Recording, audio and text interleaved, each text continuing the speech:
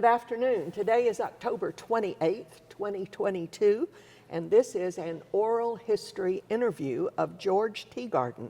George was formerly a member of the Kansas House of Representatives and a director of animal health. Did I get that right, George? That is correct. Okay, and he was in the Department of Agriculture. No. Department of Health?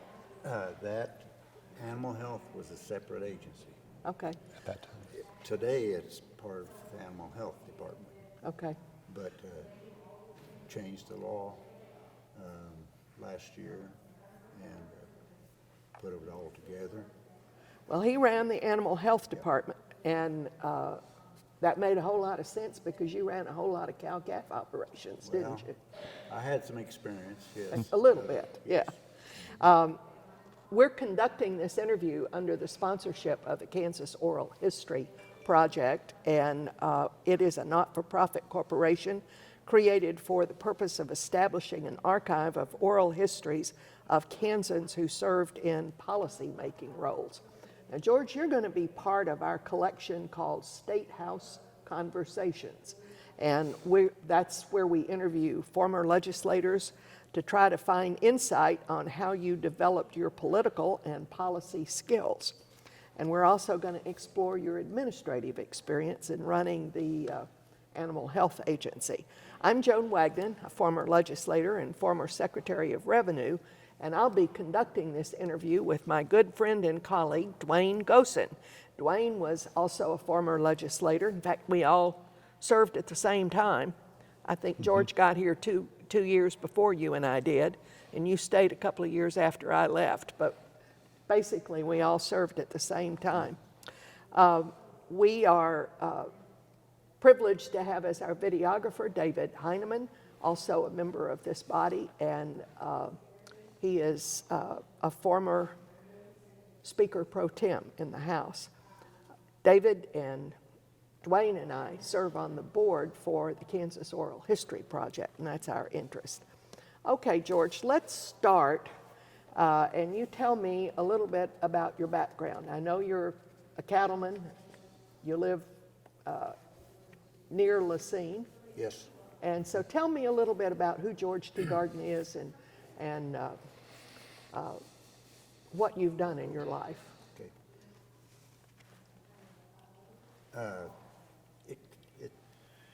My life grew up with my folks and the family and the neighbors and everybody. So we had our own ways of doing things amongst the different groups and different people, and so we got along fine. But one thing that was kind of different in my mind, at least, in our family, and not necessarily everybody close members of the family, but we had about 8 people or 10 people that had jobs, and they did some work in the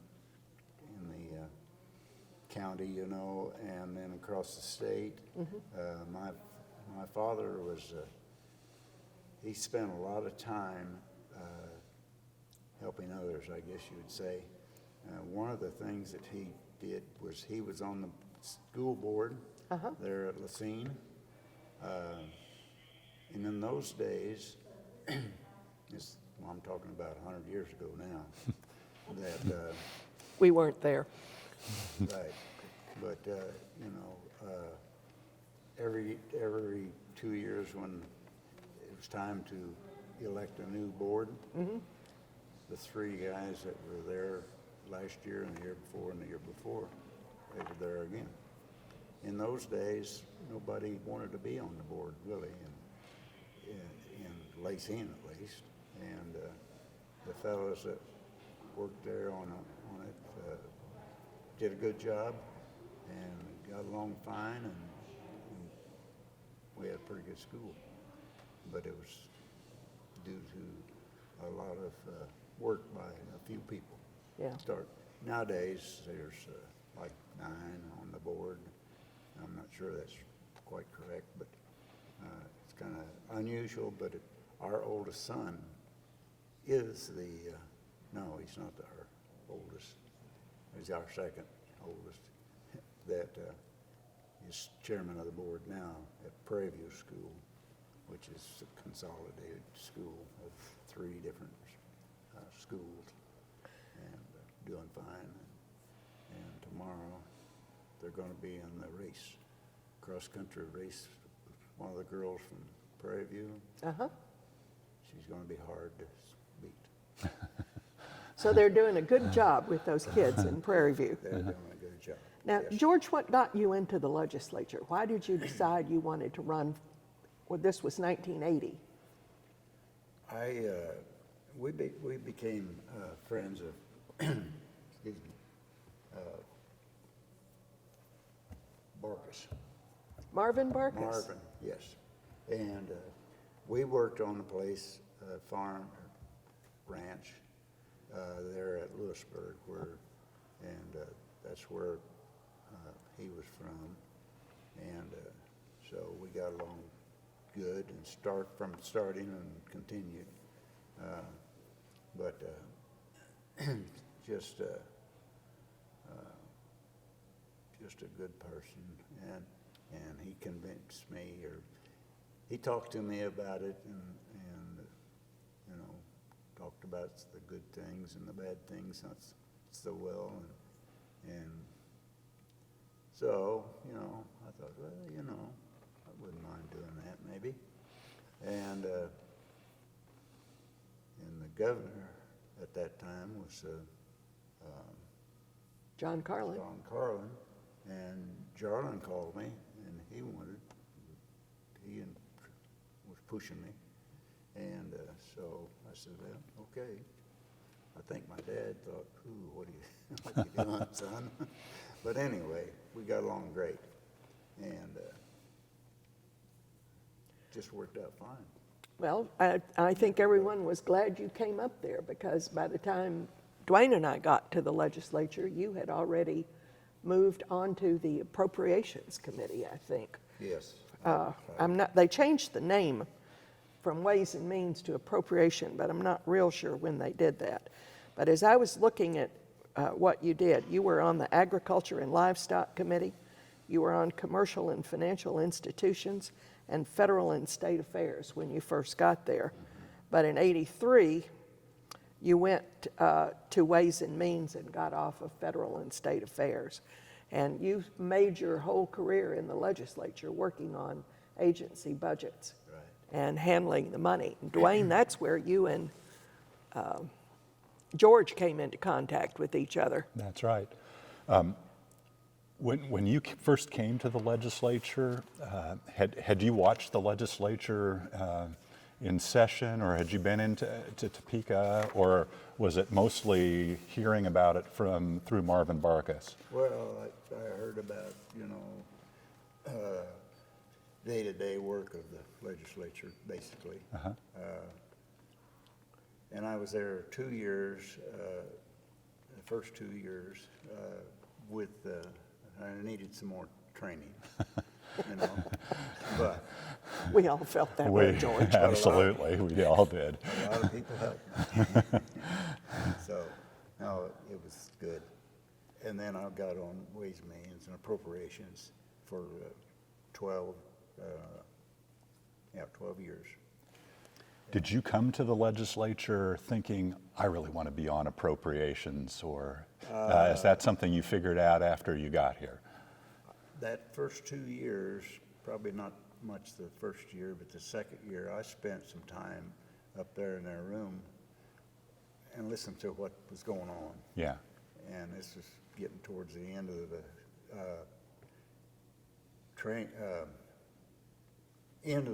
that year. Yeah, the end of that first term. First term, yes. And so I got in on some good stuff to listen to. And I said, "Whoa, what are you doing this for?" And, you know. Well, what interested you? I mean, your business, your livelihood, is with animals. Yes. I mean, you're a stockman. Is that how I would describe you? Yes, that'd be pretty good. Yes, but I think that the reason I wanted to get involved with with the money. That was kind of a key thing, you know, talking about schools, which you're aware of, and a Yeah. lot of other, you know, expenditures that we as a legislative group have to make decisions on how are we going to divide this money up and this, you know, so forth. And it worked out in the end pretty good. And then the head Democrat in the House put me on a committee. I think that was because I went and listened to him for a year. When you first got there to Ways and Means or Appropriations, that first time you were on it, you were still a pretty new legislator then. I mean, was that your second term? Oh, that was, yeah. What did you think of the committee? How did it work? Did you feel like, I mean, you were a Democrat then on a committee that would have been majority Republican. Sure. Yes. I'm not sure how rural and urban would have split at that time on the committee, but certainly you were in the minority party. Absolutely. What do you remember about that in your first years working on the committee? Well, for the first year, and due to the breakdown of Republicans versus Democrats, it came out, and this is not absolutely correct, but basically 2 Republicans and 1 Democrat on a subcommittee. Hey. And that went around the room. And so that's where we started. And so when you're in that position, you don't make a lot of noise because somebody will correct you one way or the other. But you learn a lot, and there's a lot to learn about the whole thing, and you would know that. But we grew as we learned more and more about it. Everybody that's on the committee, if they're paying any attention at all, they're going to start really learning something. Who was your first chair? First chair was Bill Button? Button, yeah. And he was a good chair. He had some, he kind of, once in a while told a joke that probably we didn't need, but it worked.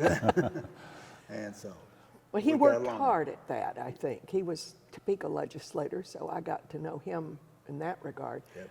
Rochelle Chronister was on there too, and she speaks very highly of your work on that committee, and apparently you all worked well together.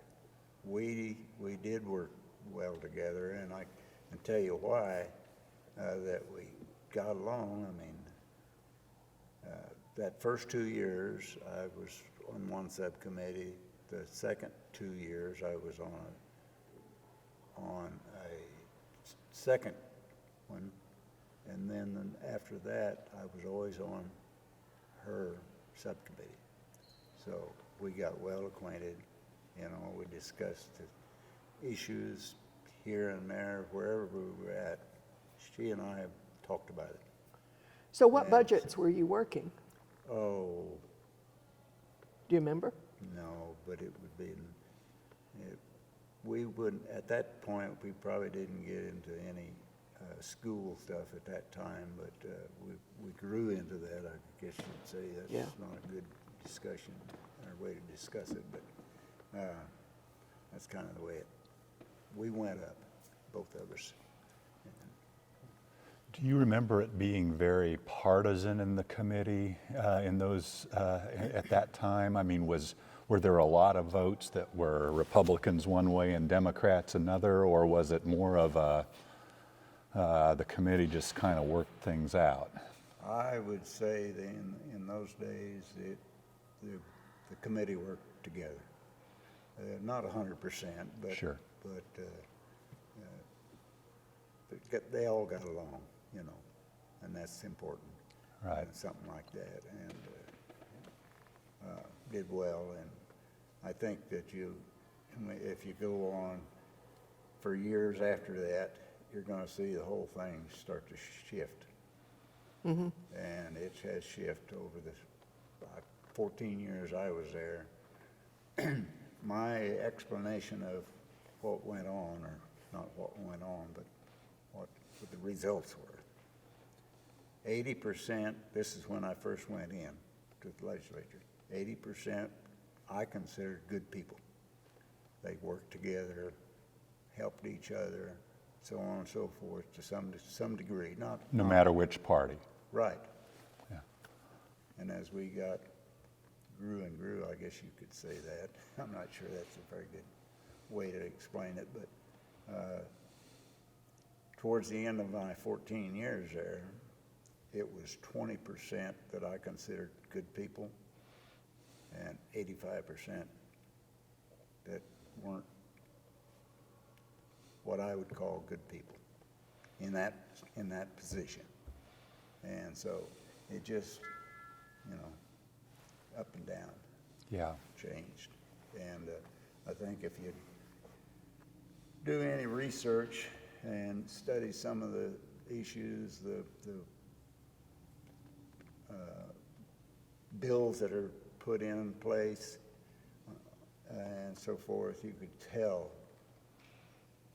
who did it almost just by looking at it, and you didn't have to worry because it's either yes or no, and a lot of times it was absolutely controlled by the vote, period. And it could be pretty stiff. And I think that's something, in my opinion, that we sure need to change in the state of Kansas, is get some cooperation between the House and the Republicans and the Democrats, and work together and make a better government for the state of Kansas by working together. If they don't work together, then you've got a one-sided deal over here, and there's a certain number of people agree to that, and that's what you see today. Only it's that very conservative type people, and that causes a lot of, in my opinion, it really hurts the whole issue of working together. And surely no one would have called you and or Rochelle wild-eyed liberals. No.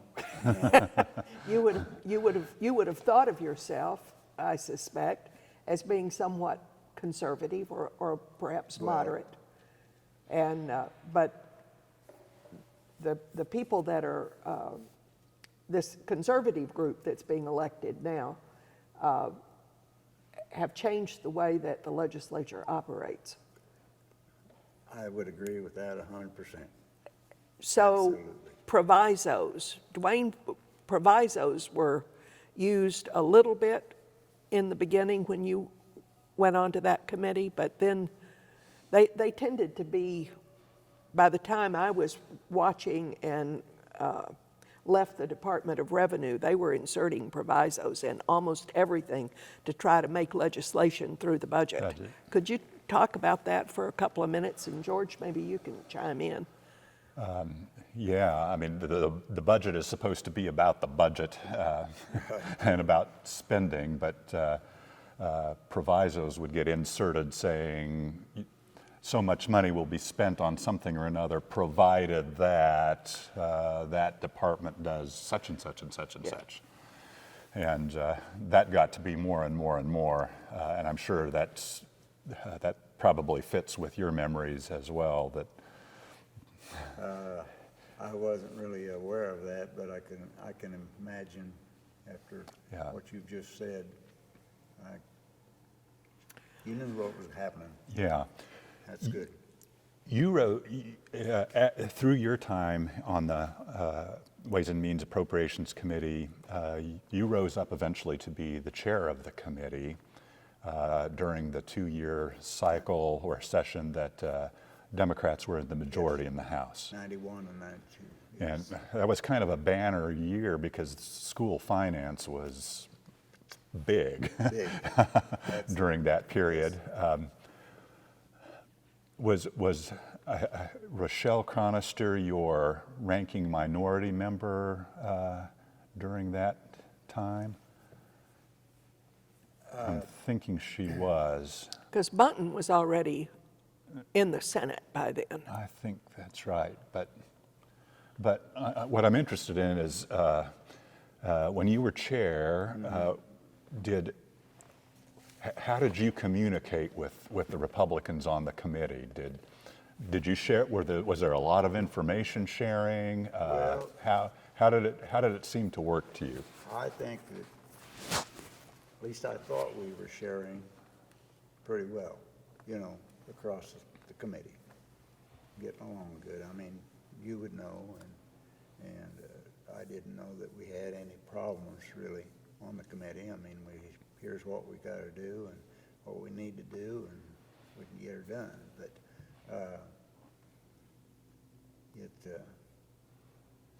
it's changed, Yeah.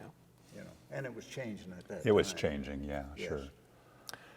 You also were on the Agriculture Committee. Yes. What kind of agricultural issues were you handling in your term of service?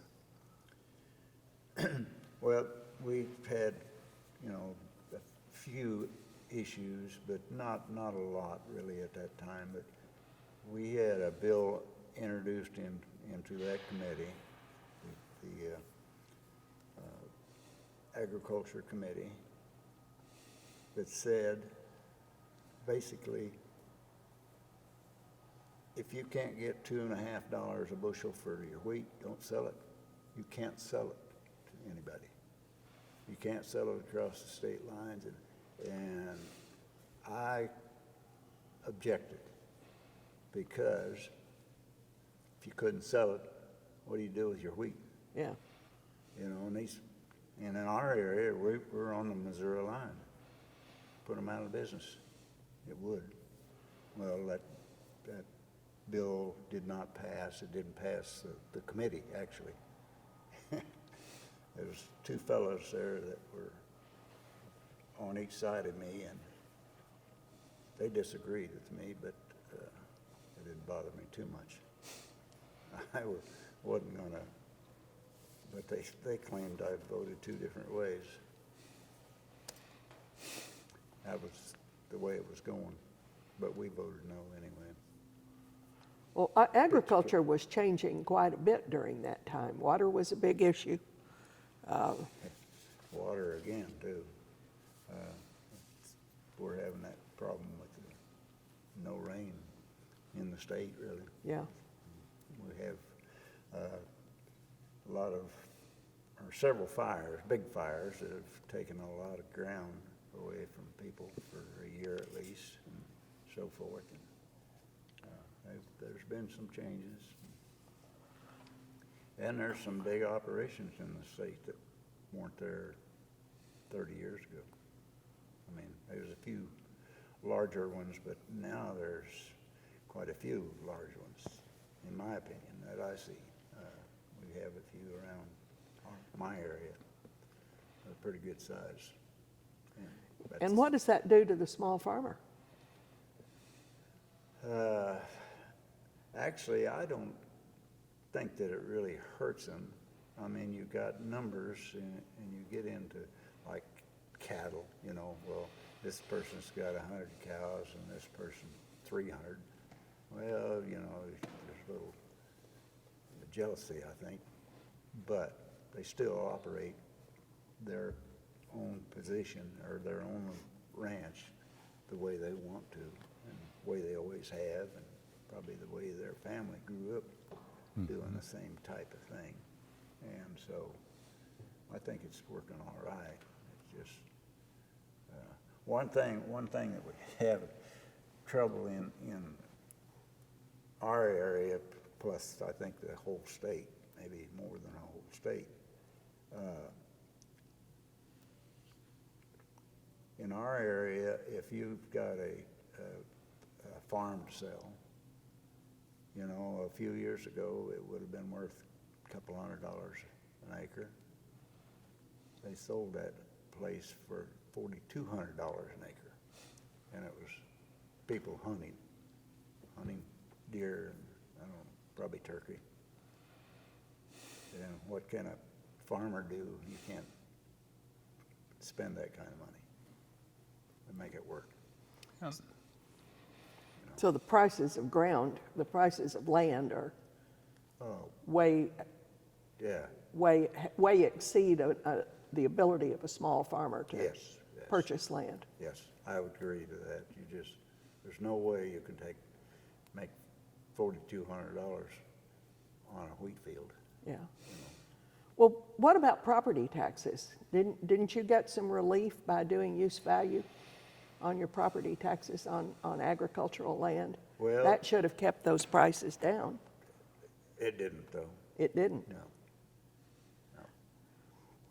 Well, George, from your vantage point, as you look back on the years that you served up here and the things you were able to do, I've got two questions for you. What are you most proud of that you got accomplished in the legislature? And second, what is it that, if you had advice for a new legislator, would you tell them they need to be focusing on? So first, what looking back on your 14 years, what are you most proud of? I'm going to tell you a story that you probably haven't heard anywhere else. When I first agreed to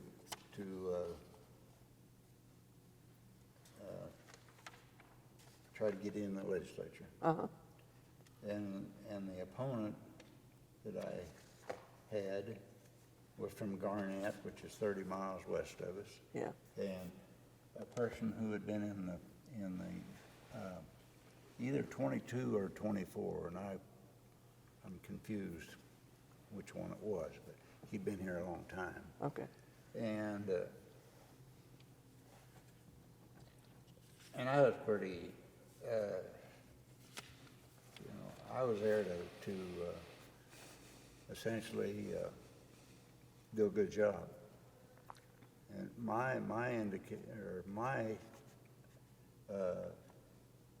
what I wanted to do was win. Mm-hmm. I didn't oppose Jim Cubitt was his name, and an older man, at this point, and so forth. And I actually gave a group that shared their money, some with him, and some of my money went to my opponent. But That's that was un- okay. Yeah. I didn't care, and I don't think he objected. I never heard anything in that degree. We'll just take it like it comes and find out who's number one, who's number two. And so anyway, at a debate before the election was held, but it was going pretty good, talking and so forth. And one person asked me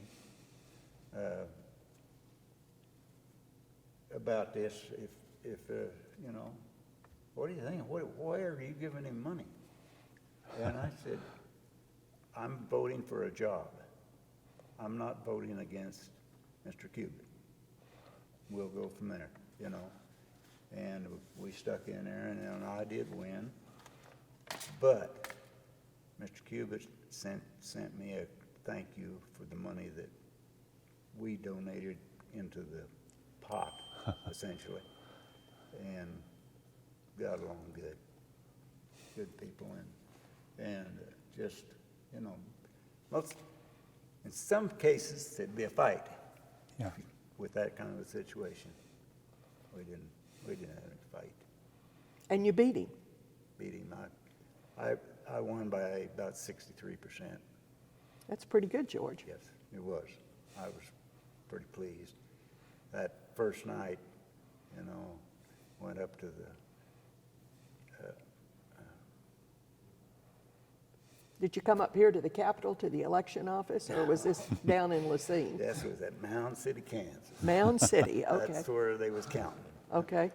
And we went there, Loretta and I went there 3 times. And the first time, Garnett was in that first one, and they were kind of heavy for him, which is fine, as long as they didn't get too much. But, and then we went back again a little later on, and we were doing a little better, and then when we went back the third time, and bing, we were going to win by that time. And Did you ever have any close races? no. I was lucky. And you never lost? Never lost. And the two of you who ran against each other the first time, did he ever run again against you? No, he did not. And, after 22 or 24 years, he was probably getting tired, really. And nice man, nice family, and we just got along. And then you stayed in the legislature 14 years. 14 years. And then talk a little bit about what you did after the legislature. Well, after the legislature, we work for the Animal Health Department. At that time, the Animal Health Department was controlled by the Animal Health Board. Animal Health Board was appointed by the industry, and so the governor didn't have a vote in it. The governor had some interest in the amount of money that they got, but they didn't. And that was they Bill didn't- Graves, Governor Graves. Yes. Yeah. Yep. And but we got along fine there, and we had a good staff there. We had 32 positions, and most of the time there was 2 of them that was vacant, and we changed a little bit now and then. Did you miss the legislature once you left and went on to the animal health For about a office? year, I thought I got a lot of friends over there. I ought to go see them, and generally I didn't, but because I had things to do. But yeah, I thought of them, missed them. Yeah, I mean, it's really different being an administrator of a Yep. agency and being in the legislature are pretty different deals. How long did you stay in that agency? 16 years. Longer than you were in the legislature. Yes, So you graduated from K-State in 1966, correct. joined the reserves in April of that Yeah. year, and then went back to Lacine and worked on your ranch? Started that, yes, and then we went to 4 different ranches to basically get a little more education about how to operate different size ranches and so forth, and different species, and got along really good. Some of them we didn't stay too long because it didn't work for us, and some of the others the last one was 5.5 years for us to. So you were working on somebody else's ranch. Yeah. Well, George, this has been fun, getting to talk back on some of the stuff. I'm sorry we didn't have Marvin Barkas here. He would have told us a bunch of jokes. Yeah, he would have. You're right. You know him. I know him well. Yeah. Yeah, he loved to tell a good joke, Yep. or sometimes not a good joke. He's a good friend now. And you're still down there in that corner where he is, and yeah. This place where we were at that time had a nice barn and a nice second level, and we had 4 dances there over 4 years. Each year we had 1 dance, and we'd invite some people, and they'd invite some more people. Pretty soon we had a crowd, and anyway, he was one of them. He was one of them. Yep. Well, I didn't realize that it was Marvin that got you started in Yeah, this, he did. but I think the state of Kansas is better off for having had you there and serving, and I'm pretty sure that during those 16 years that you were in animal health, our animals were in better shape. And your son now is in the KLA, right? Yes, Is he a Democrat? I think he is. Interesting to know. Yes. George, thank you. You bet. We're done. Thank you. Yeah. And thank you for all those years of service, legislative and Yeah. animal health. You've given a great deal to the state.